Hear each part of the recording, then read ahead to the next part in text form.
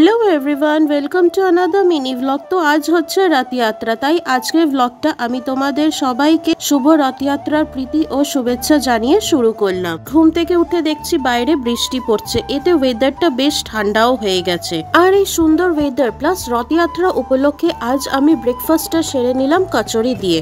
আর আজ যেহেতু রথযাত্রা, তাই মিষ্টির মধ্যে জলেবি আর খাজা তো থাকবেই।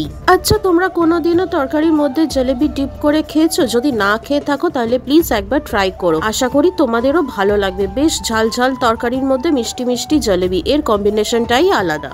তো ব্রেকফাস্টটা কমপ্লিট করে ফ্রেশ হয়ে পুজোটা দিয়ে দিলাম।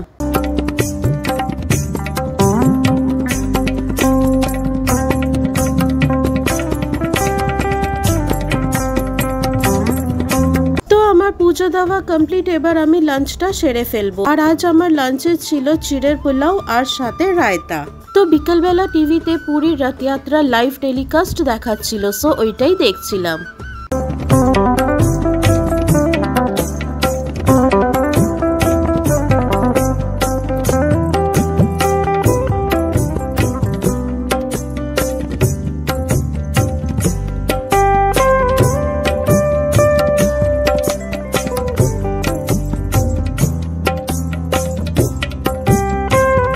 তারপর ভাবলাম বাড়ির পাশে যেই রথের মেলাটা হচ্ছে, সো ওইখানে যাব, বাট বাইরে পড়ছিল বৃষ্টি, সো এই প্ল্যানটাও ক্যান্সেল হয়ে গেল। তাই আজ তাড়াতাড়ি ডিনারটা করে শুয়ে পড়লাম। আর আজ ডিনারে ছিল রুটি আর ডাল মাখনি।